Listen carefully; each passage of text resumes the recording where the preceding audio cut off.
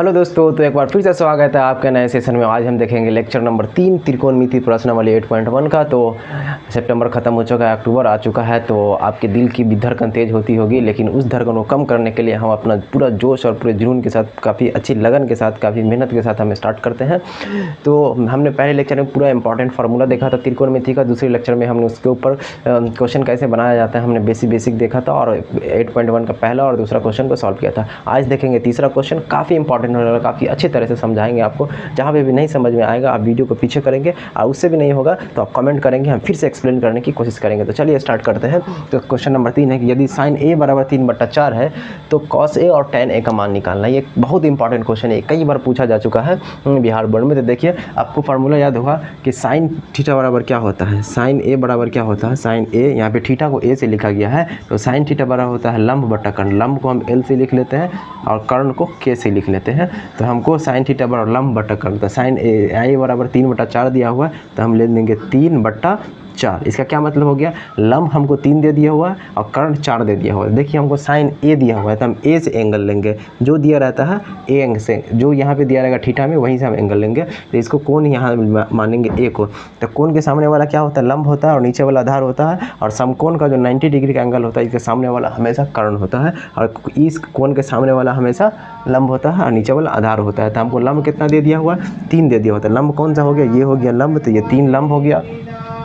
कर्ण कितना दे दिया, 4 दे दिया है, कर्ण 4 दे दिया है। अब हमको निकालने का बोला कॉस ए और tan ए। तो कॉस ए का फार्मूला क्या होता है, कॉस थीटा बराबर क्या, आधार बटा कर्ण होता है। क्या होता है, आधार बटा कर्ण। हमको आधार निकालना होगा इस क्वेश्चन में। आधार निकाल लिया, ये क्वेश्चन समझिए बन गया। मेन इसमें आधार निकालना, तो आधार निकालना होगा। आधार कैसे निकालेंगे, तो आधार का फार्मूला होता है, आधार बराबर रूट अंडर, आधार को हम ए से लिख रहे हैं, आधार बराबर हो जाएगा कर्ण का स्क्वायर होता है। क्या होता है, कर्ण का स्क्वायर और माइनस लंब का स्क्वायर, आधार बराबर कर्ण का स्क्वायर माइनस लंब का स्क्वायर। तो कर्ण कितना दिया हुआ हमको, कर्ण दे दिया है 4 दे दिया है, तो 4 का स्क्वायर हो जाएगा। लंब कितना दे दिया है, 3 दे दिया है, तो 3 का स्क्वायर हो जाएगा।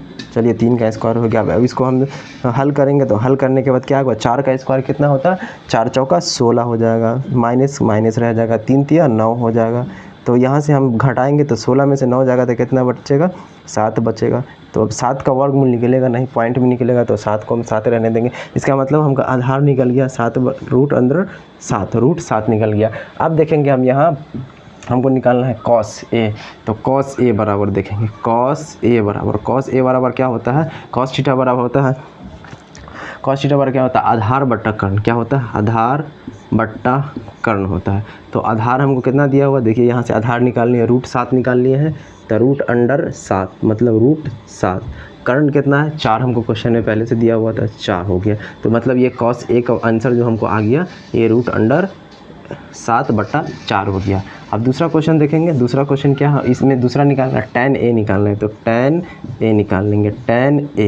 tan थीटा बराबर क्या होता है, लंब बट्टा आधार होता है। tan थीटा बराबर क्या होता है, लंब बट्टा आधार होता है। तो लंब कितना है, लंब 3 दिया हुआ है, तो चलिए लंब 3 लिख लिए हम। आधार कितना है, आधार निकाल लिए हैं, रूट 7 है, निकाले हैं जो अभी हम 7 है, तो ये इसका आंसर आ गया। देखिए, ये इसका आंसर हो गया और ये इसका आंसर हो गया। तो ये कितना आसान क्वेश्चन था, फार्मूला याद है आपको तो एकदम आसानी से बन जाएगा। तो अब इस क्वेश्चन को आप नोट कीजिए, और फिर हम अगला क्वेश्चन नंबर 4 देखते हैं। देखिए, क्वेश्चन नंबर 4 है, ये भी बहुत VVI क्वेश्चन है, ये कई बार क्वेश्चन डायरेक्ट आ चुका है ऐसा ही। यदि 15 cot A बराबर 8 हो तो साइन ए और सेक ए का मान निकालना है। सेम जो पिछला क्वेश्चन 3 नंबर क्वेश्चन बनाए थे, सेम वैसा ही क्वेश्चन है, लेकिन इसमें दे दिया क्या कि 15 cot A दे दिया, 15 cot A, थोड़ा सा नहीं बच्चे को कन्फ्यूज़ करने के लिए 15 cot A बराबर कितना दे दिया है, 15 cot A बराबर 8 दे दिया है। तो हम क्या लिखेंगे, cot A बराबर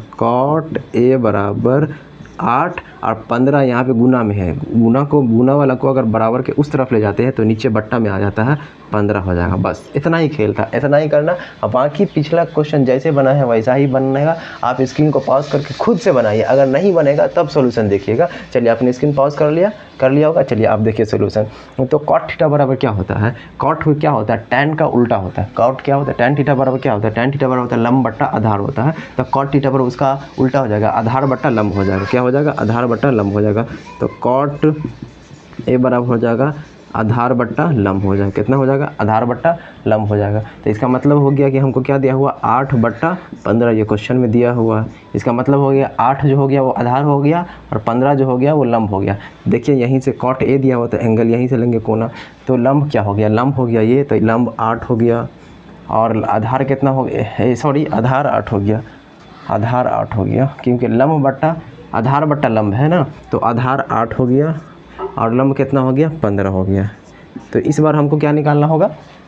इस बार हमको क्या निकालना होगा? इस बार कर्ण निकालना होगा। कर्ण नहीं है तब वही फार्मूला लगाएंगे। कर्ण का स्क्वायर बराबर क्या होता है? कर्ण बराबर लिखेंगे, कर्ण का स्क्वायर नहीं करेंगे, रूट इधर। कर्ण बराबर होता है रूट अंडर आधार का स्क्वायर प्लस लंब का स्क्वायर। चलिए अब आधार का स्क्वायर, आधार कितना दिया हुआ हमको? आधार 8 दे दिया है, तो 8 का स्क्वायर प्लस 15 का स्क्वायर हो जाएगा। 15 लंब 15 दिया हुआ तो 15 का स्क्वायर हो जाएगा। अब करेंगे सॉल्व। 8 को 8 से गुना करने पर कितना आएगा? 8 को 8 से गुना करेंगे तो 8 8 64 आएगा। कितना आएगा? 64 आएगा। और 15 को 15 से गुना करेंगे तो कितना हो जाएगा? 225 हो जाएगा। 225 हो जाएगा। अब इसको हम करेंगे, जोड़ देंगे, तो रूट अंडर 5 को और 4 को जोड़ेंगे तो कितना हो जाएगा? 9 हो जाएगा। 2 और 6 को जोड़ेंगे तो कितना हो जाएगा? 8 हो जाएगा और 2 के 2 रह जाएगा। तो ये कितना का आएगा? तो 13, ये कितना का? लगभग हमको लगता है ये 17 आएगा। 17 को जब 17 को गुना करते हैं तो 289 आता है। देख लेते हैं हम। 17 को गुना, 7 को 7 से गुना करेंगे तो 7 7 49, 7 मेरा 4, 7 एकम 7 और 7 4 11, 7 एकम 7 और 1 एकम 1। अब जोड़ देंगे, 9 के 9, 8 के 8, 289। हाँ बिल्कुल 289 आया है। तो 289 मतलब 289 वो का वर्गमूल कितना होता है? 17 होता है। तो ये 17 निकल गया। ये 17 क्या निकला है? 17 हमको कर्ण निकला है। तो ये 17 हो जाएगा, कर्ण हो जाएगा। अब देखिए क्वेश्चन देखते हैं अब क्या इसमें क्या बोल रहा है। साइन ए बोल रहा है, तो साइन ए बराबर, साइन का फार्मूला आपको तो याद हो गया होगा। साइन थीटा बराबर क्या होता है? लंब। साइन थीटा बराबर क्या होता है? लंब बट्टा कर्ण। साइन थीटा बराबर क्या होता है? लंब बट्टा कर्ण। साइन थीटा बराबर क्या होता है? लंब बट्टा कर्ण। तो लंब कितना है? लंब 15 दिया हुआ है, क्वेश्चन में पहले से दिया हुआ था 15। कर्ण कितना निकला? 17 निकला। तो 15/17 हो जाएगा। तो ये इसका आंसर हो गया, ये इसका आंसर हो गया। अब उसके बाद है सेक ए बराबर, सेक थीटा क्या होता है? हमने आपको बोला था साइन का याद करना, कॉस का याद करना और टेन का याद करना है। साइन का उल्टा कॉसेक होता है, कॉस का उल्टा सेक होता है और टेन का उल्टा कॉट होता है। तो साइन ये कॉस किसका उल्टा होता है? कॉस का होता है। कॉस थीटा पर क्या होता है? आधार बट्टा कर्ण। तो आधार बट्टा कर्ण को उल्टा कर देंगे, कर्ण को ऊपर ले जाएंगे, आधार को नीचे कर देंगे, तो ये सेक का फार्मूला हो जाएगा। तो सेक हो गया। अब कर्ण देखिए कितना निकाले हम? कर्ण निकला है 17 निकला है। आधार दिया हुआ है कितना? 8 दिया हुआ है, तो 8 हो जाएगा। तो ये इसका आंसर हो गया। देखिए कितनी आसानी से ये क्वेश्चन बन गया। फार्मूला याद है, कितनी आसानी से बन गया है।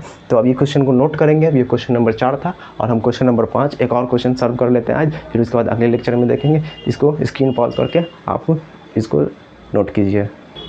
देखिए क्वेश्चन नंबर 5 क्या है? यदि सेक थीटा बराबर 13/12 हो तो अन्य सभी त्रिकोणमितीय अनुपात का परिकलन कीजिए। इसका मतलब हुआ कि सेक थीटा को छोड़ करके जो भी 6 हमारे पास त्रिकोणमितीय अनुपात होती है, एक होता है साइन थीटा, कॉस थीटा और कॉट थीटा, उसके बाद साइन का उल्टा कॉसेक थीटा, फिर कॉस का उल्टा सेक थीटा और टेन का उल्टा कॉट थीटा होता है। क्या होता है? तो 6 हो गया, साइन, कॉस, टेन, कॉसेक, सेक और टेन, ये 6 त्रिकोणमितीय अनुपात है। तो इसमें हमको 1 का वैल्यू दे दिया, सेक थीटा दे दिया है, तो मतलब अब बचे 5 का निकालना है। तो सेक थीटा पर क्या हो? सेक थीटा किसका उल्टा था? कॉस थीटा का। कॉस थीटा बराबर का फार्मूला अभी ने याद किया हो, आधार बट्टा कर्ण होगा। तो इसका क्या हो जाएगा? कर्ण बट्टा आधार हो जाएगा।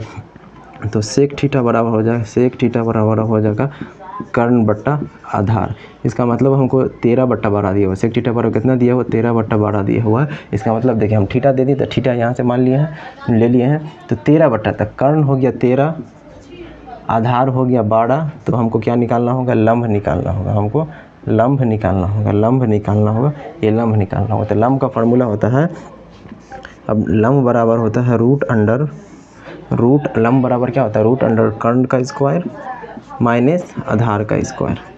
तो कर्ण कितना दिया हुआ हमको? हमारे पास कर्ण दिया हुआ 13 का स्क्वायर, आधार कितना दिया हुआ? 12 का स्क्वायर, 12 का स्क्वायर कर देंगे। तो चलिए अब हम देखते हैं आगे। 13 को 13 से गुना करने पर 169 आता है। कितना आता है? 169 69 आता है और 12 को 12 से गुना करने पर 144 आता है। कितना आता है? 144 आता है, 144 आता है। तो अब देखिए इसको अगर हम 169 में से 144 घटाएंगे तो कितना आएगा? 169 माइनस 144 घटाएंगे तो 25 आएगा, 25 आएगा, क्योंकि 9 में से 4 जाएगा तो 5, 6 में से 4 जाएगा तो 2 और 1 में से 1 जाएगा तो 0। तो बराबर कितना आ जाएगा? 25 का कितना वर्गमूल कितना होता है? 5 होता है। तो 25 का 5 होता है। इसका मतलब हो गया कि हमारे पास लंब जो हो गया वो 5 हो गया, लंब 5 हो गया। अब इसको आप नोट करेंगे, आप इसको नोट कीजिए। इसके बाद हमको बचा हुआ जो भी है, देखिए किस किस का निकालना है। हमको साइन थीटा का निकालना है, साइन थीटा निकालना है, कॉस थीटा निकालना है, कॉस थीटा निकालना है। उसके बाद टेन थीटा निकालना है, टेन थीटा का वैल्यू निकालना है। उसके बाद हमको कॉसेक का निकालना है, कॉसेक का निकालना है, कॉसेक थीटा का निकालना है। सेक हमको दे दिया, बचा हुआ एक सेक हमको दे दिया, एक बचा है कॉट थीटा। किसका? Cot theta. तो इस सब की वैल्यू हमको निकालनी है। अब इस सब की वैल्यू निकालिए। आपको तो अब बनाने आया होगा। सबका फार्मूला लगाइए, फार्मूला लगाइए और यहाँ से सब कुछ दिया हुआ है, लंबी आधार भी और कर्ण भी दिया हुआ है। सबका फार्मूला हम लिख देते हैं, आपको याद नहीं। साइन थीटा बराबर होता है लंब बट्टा कर्ण, कॉस थीटा बराबर होता है आधार बट्टा कर्ण, आधार बट्टा कर्ण। टैन थीटा बराबर होता है लंब बट्टा आधार, टैन थीटा बराबर होता है लंब बट्टा कॉसेक जो होता है वो साइन का उल्टा होता है, तो ये कर्ण बट्टा लंब हो जाएगा, कर्ण बट्टा लंब हो जाएगा। और कॉट जो होता है वो टैन का उल्टा होता है, किसका होता है? तो ये आधार बट्टा लंब हो जाएगा। क्या हो जाएगा? आधार बट्टा लंब हो जाएगा। चलिए अब इसमें अब लंब आधार और कर्ण तो पहचानने आता है, आप सबको लिख दीजिए। देखिए साइन थीटा में क्या होगा? लंब कितना दिया हुआ हमको? लंब दिया हुआ 5 दिया है। लंब हम निकाले, दिया नहीं हुआ था, लंब हमने निकाले, तो कितना हो जाएगा? लंब हो जाएगा 5 हो जाएगा। कर्ण कितना है? कर्ण कितना है? 13 है, तो कर्ण 13 हो जाएगा। तो ये इसका ये आंसर हो गया। अब कॉस थीटा का देखिए, आधार कितना दिया हुआ? आधार 12 दिए हुआ, आधार 12 दिए हुआ। कर्ण कितना है? कर्ण कितना है? 13 है, कर्ण 13 है। अब देखिए टैन थीटा में लंब कितना है? लंब हमने निकाला 5 निकाला। आधार कितना है? आधार 12 है, आधार 12 है। चलिए ये भी हो गया। उसके बाद से कॉसेक थीटा में देखिए कर्ण बट्टा लंब हो गया। एक मिनट आप रुकेंगे। हाँ तो देखिए एक कॉल आ गया था इसलिए हम रोक दिए थे वीडियो को। देखिए अब कॉसेक थीटा पर कर्ण बट्टा लंब है, तो कर्ण कितना होगा? कर्ण 13 दिया हुआ है हमको। कर्ण कितना दिया हुआ? कर्ण 13 दिया हुआ है और लंब दिया हुआ 5 दिया हुआ, लंब 5 हम निकाले। फिर कॉट थीटा पर आधार बट्टा लंब हो गया। आधार हो गया कितना? आधार हो गया 12, आधार हो गया 12 और उसके बाद लंब हो गया 5, आधार हो गया 12, लंब हो गया 5। तो इसका सब आंसर आ गया, आप मिला लीजिए आंसर।